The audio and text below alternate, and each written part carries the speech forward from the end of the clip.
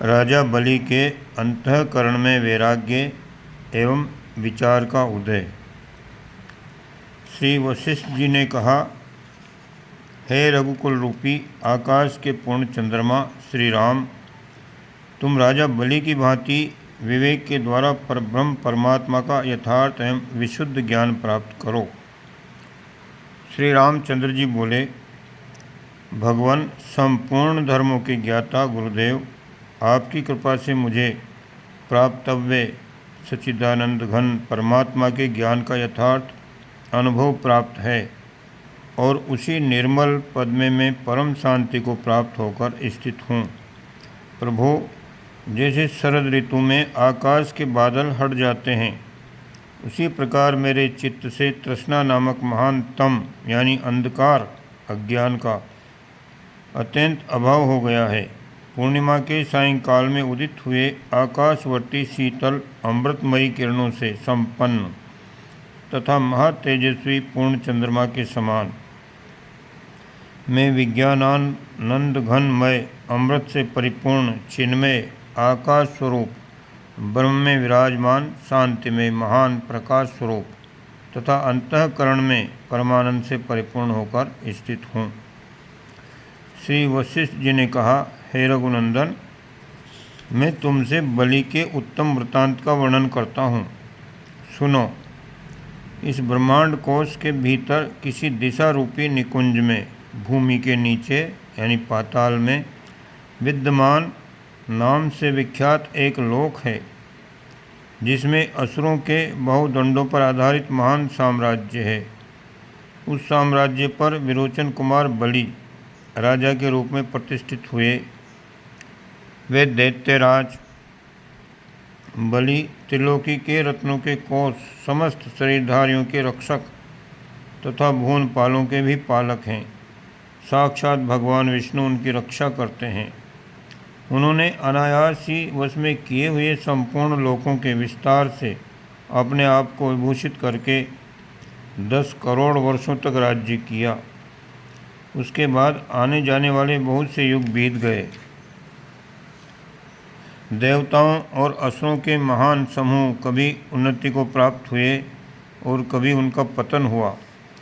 तीनों लोकों में अत्यंत उत्कृष्ट समझे जाने वाले बहुत से भोगों का निरंतर उपभोग करते करते एक समय दानवराज बलि को उन भोगों से अत्यंत उद्वेग यानी वैराग्य प्राप्त हुआ।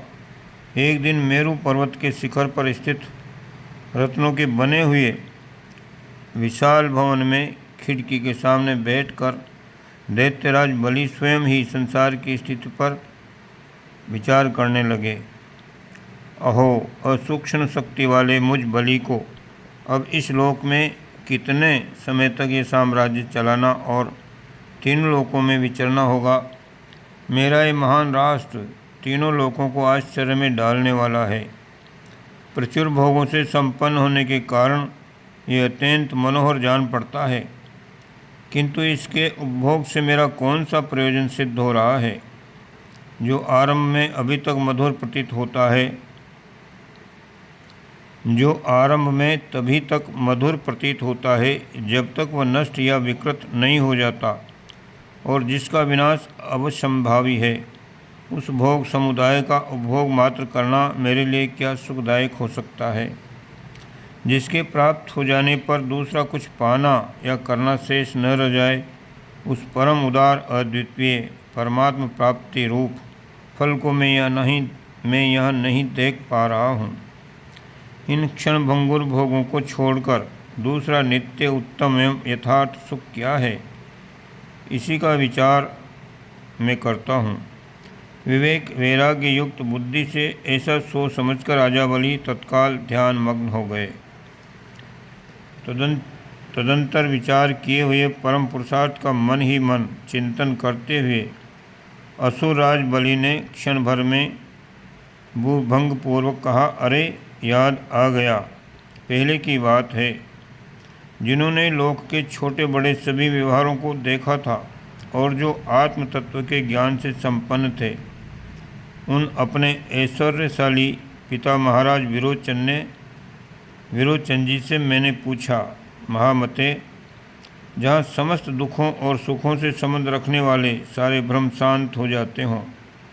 संसार की वह सीमा कौन है, तात मन का मोह कहाँ शांत होता है, समस्त ऐसनाओं का कहाँ अभाव होता है तथा चिरकाल के लिए निरंतर एवं पुनरावृत्ति रहित विश्राम कहाँ प्राप्त होता है। पूज्य पिताजी, अविनाशी आनंद से परम सुंदर किसी ऐसे परम पद का मेरे लिए वर्णन कीजिए जहाँ स्थित होकर मैं सदा के लिए परम शांति प्राप्त कर लूँ। मेरे इस प्रश्न को सुनकर पिता ने सम्मोह शांति यानी अज्ञान निवारण के लिए मुझसे ये बात कही। विरोचन बोले, महामते, मनुष्य से लेकर ब्रह्म पद तक संपूर्ण पदों का अतिक्रमण करने वाला जो मन, बुद्धि, इंद्रिय और शरीर का स्वामी शुद्ध आत्मा है, वह एक राजा के समान है। उसने बुद्धि युक्त मन को अपना मंत्री बनाया है। उस मंत्री को जीत लेने पर सबको जीत लिया जाता है और सब कुछ प्राप्त हो जाता है, परंतु उसे अत्यंत दुर्जय समझना चाहिए। वो बल से नहीं, युक्ति से ही जीता जाता है। बलि ने कहा, भगवान, उस चित्त रूपी मंत्री पर आक्रमण करने के लिए जो युक्ति या उपाय हो उसे आप भली भांति मुझे बताइए, जिससे मैं उस भयंकर मन पर विजय पा सकूं। विरोचन बोले, बेटा, सभी विषयों के प्रति सब प्रकार से जो अत्यंत अनास्था यानी वैराग्य है, वही मन पर विजय पाने के लिए उत्तम युक्ति है। ये अनास्था ही वो उत्तम युक्ति है जिससे महान मदमस्त मन रूपी मातंग यानी गजराज का शीघ्र ही दमन किया जा सकता है। महामते, ये युक्ति अत्यंत दुर्लभ और परम सुलभ भी है। यदि इसके लिए अभ्यास न किया जाए तो यह अत्यंत दुर्लभ है, परंतु यदि इसके लिए भली भांति अभ्यास किया जाए तो ये अनायास ही प्राप्त हो जाती है। बेटा, यदि क्रमशः विषयों से विरक्त होने का अभ्यास किया जाए तो जैसे सींचने से लता लहलहा उठती है, उसी प्रकार ये विरक्ति भी सब ओर से सुस्पष्ट प्रकट हो जाती है। पुत्र जैसे बोए बिना धान नहीं प्राप्त होता, वैसे ही यदि विरक्ति के लिए अभ्यास न किया जाए तो विषय लोलुप पुरुष कितना ही क्यों न चाहे, ये विरक्ति उसे नहीं मिल सकती। अतः तुम इसे अभ्यास के द्वारा दृढ़ करो। संसार रूपी गर्त में निवास करने वाले ये जीव तब तक नाना प्रकार के दुखों में भटकते रहते हैं जब तक उन्हें विषयों से वैराग्य नहीं हो जाता। जैसे कोई अत्यंत बलवान देह वाला मनुष्य भी यदि पैर उठाकर कहीं जाए नहीं तो वह देशांतर में नहीं पहुंच सकता, उसी तरह कोई शारीरिक शक्ति से संपन्न पुरुष भी यदि अभ्यास न करे तो वह विषयों से वैराग्य नहीं प्राप्त कर सकता। इसलिए देहधारी मनुष्यों को चाहिए कि वह जीवन मुक्ति के हेतुभूत पूर्व कथित देह नामक वासना त्याग की अभिलाषा एवं चिंतन करते हुए भोगों की ओर से विरक्ति का अभ्यास पूर्वक विस्तार करे। ठीक वैसे ही जैसे सींचने आदि के द्वारा लगाई हुई बेल को बढ़ाया जाता है। बेटा, हर्ष और अमर्ष यानी सुख और दुख रहित शुभ कर्म फल को प्राप्त करने के लिए इस संसार में परम पुरुषार्थ के सिवा दूसरा कोई साधन नहीं है। पुरुषार्थ से ही उसकी प्राप्ति होती है। संसार में देव की चर्चा बहुत की जाती है, परंतु देव कहीं देह धारण करके स्थित हो ऐसी बात नहीं है। अवश्य होने वाली जो भवितव्यता है, नियति के द्वारा मिलने वाला जो अपने ही शुभ अशुभ कर्मों का फल है, उसी को यहाँ देव अथवा प्रारब्ध नाम दिया गया है। प्रारब्ध भोग रूप जो देव है उसे परम पुरुषार्थ से ही जीता जाता है। जीवात्मा पुरुष शरीर धारण करके पुरुषार्थ से जिस पदार्थ का जैसे संकल्प करता है, इस लोक में वो पदार्थ उसे उसी रूप में प्राप्त होता है, दूसरे किसी रूप में नहीं। बेटा, इस जगत में पुरुषार्थ के सिवा दूसरा कुछ नहीं है। अतः उत्तम पुरुषार्थ का आश्रय ले भोगों की ओर से वैराग्य प्राप्त करे। जब तक भोगों से वैराग्य जो संसार बंधन का विनाश करने वाला है नहीं प्राप्त हो जाता, तब तक विजयदायक परमानंद की प्राप्ति नहीं हो सकती। जब तक मोह में डालने वाली विषयाशक्ति बनी हुई है, तब तक भवदशा रूपी झूला चंचल गति से आंदोलित होता रहता है। अर्थात जीव को संसार में भटकने वाली अस्थिर अवस्था प्राप्त होती रहती है। पुत्र अभ्यास के बिना विषय भोग रूपी भुजंगों से भरी हुई दुखदायिनी दुराशा कदापि दूर नहीं होती। बलि ने पूछा, असुरेश्वर, विषयों की ओर से जो वैराग्य है वह जीव के अंतःकरण में कैसे दृढ़तापूर्वक स्थित होता है? विरोचन ने कहा, बेटा, आत्म साक्षात्कार रूपिणी फलदायिनी लता जीव के अंतःकरण में विषय भोगों से विरक्ति रूपी फल अवश्य उत्पन्न करती है। आत्म साक्षात्कार होने पर विषयों में यानी राग और आसक्ति का अत्यंत अभाव हो जाता है। इसलिए पुरुष पवित्र और तीक्ष्ण बुद्धि के द्वारा अति उत्तम विवेक विचार से परब्रह्म परमात्मा का साक्षात्कार करे, साथ ही विषयों की आसक्ति से सर्वथा रहित हो जाए। पवित्र एवं तीक्ष्ण बुद्धि वाला पुरुष दिन के दो भागों में अपने चित्त को वैराग्यपूर्वक परमार्थ साधन रूप सतशास्त्र के अनुशीलन में लगाए। तीसरे भाग में एकांत देश में स्थित होकर मन को सच्चिदानंद घन परमात्मा के ध्यान में लगाए तथा चौथे भाग में अपने चित्त को श्रद्धा भक्तिपूर्वक गुरु की सेवा और आज्ञा पालन में लगाए। साधु स्वभाव श्रेष्ठ आचरण को प्राप्त हुआ पुरुष ही ज्ञान उपदेश पाने का अधिकारी होता है। जैसे स्वच्छ वस्त्र ही उत्तम रंगों को ग्रहण करता है, उसी तरह सदाचारी पुरुष ही ज्ञान उपदेश को अपने हृदय में धारण करता है।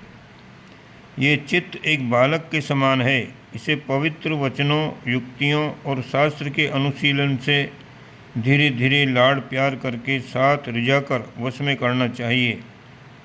बेटा, शुद्ध और सूक्ष्म बुद्धि से तृष्णा आसक्ति का सर्वथा अभाव करते हुए ही सच्चिदानंद घन परमात्मा का चिंतन करना चाहिए, क्योंकि परमात्मा का साक्षात्कार होने पर तृष्णा एवं आसक्ति का सर्वथा अभाव होता है और तृष्णा एवं आसक्ति का अभाव होने पर परमात्मा का साक्षात्कार होता है। इस तरह ये दोनों बातें एक दूसरे पर अवलंबित हैं। इसलिए दोनों साधनों को एक साथ करते रहना चाहिए।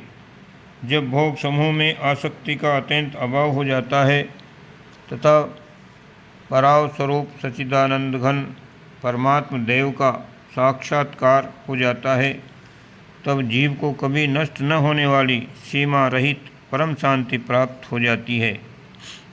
विषयों में ही आनंद मानकर उनका आस्वादन करने वाले मनुष्यों को तो इस संसार में कभी भी परमात्म तत्व के श्रवण बिना निश्चयम एवं निरति से आनंद की प्राप्ति नहीं होती। सकाम भाव से किए गए यज्ञ, दान, तप और तीर्थ सेवन से तो स्वर्ग आदि सुख ही प्राप्त होते हैं। आत्मा का यथार्थ ज्ञान हुए बिना उन तप, दान और तीर्थ सेवन रूप सकाम साधनों द्वारा जीव को कभी विषयों से वैराग्य नहीं होता। बेटा, अपने परम पुरुषार्थ के बिना पुरुष की बुद्धि किसी भी युक्ति से कल्याण के हेतुभूत आत्मज्ञान में प्रवृत्त नहीं होती। भोगों के सर्वथा त्याग से प्राप्त होने वाले परम पुरुषार्थ के बिना ब्रह्म पद की प्राप्ति रूप परम शांति एवं परमानंद की उपलब्धि नहीं होती। परम कारण रूप परमात्मा का यथार्थ बोध हो जाने पर मनुष्य को जैसी शांति प्राप्त होती है, वैसी ब्रह्मा से लेकर तृण पर्यंत इस संपूर्ण जगत में कहीं भी नहीं मिलती। बुद्धिमान मनुष्य परम पुरुषार्थ का आश्रय ले देव यानी प्रारब्ध को दूर से ही त्याग दे तथा कल्याण रूपी भवन के द्वार को दृढ़तापूर्वक बंद रखने वाले अर्गला रूप जो भोग हैं उनसे घृणा करे, उनकी ओर से सर्वथा विरक्त हो जाए। भोगों के प्रति वैराग्य से परमात्मा विषयक विचार उत्पन्न होता है और परमात्मा विषयक विचार उदित होने पर भोगों की ओर से वैराग्य होने लगता है। जैसे समुद्र बादलों को और बादल समुद्र को भरते हैं, उसी तरह ये दोनों साधन एक दूसरे के पूरक हैं। जैसे परस्पर अत्यंत स्नेह रखने वाले सुहृद एक दूसरे के मनोरथ सिद्ध करते हैं, उसी प्रकार भोगों से वैराग्य, परमात्मा विषयक विचार और नित्य आत्मदर्शन, ये तीनों एक दूसरे को पुष्ट करते हैं। मनुष्य को चाहिए कि पहले देशाचार और सदाचार के अनुकूल तथा बंधु बांधवों की संपत्ति के अनुरूप न्याययुक्त पुरुषार्थ द्वारा क्रमशः धन का उपार्जन करे। उस धन के द्वारा कुलीन और गुणशाली सज्जनों को अपनाए, उनकी सेवा करके उन्हें अपने अनुकूल बनाए। उन सत्पुरुषों का संग करने से भोगों की ओर से विरक्ति होने लगती है। तदंतर विवेक पूर्वक विचार का उदय होता है। तत्पश्चात शास्त्रार्थ के यथार्थ अर्थ का अनुभव होता है।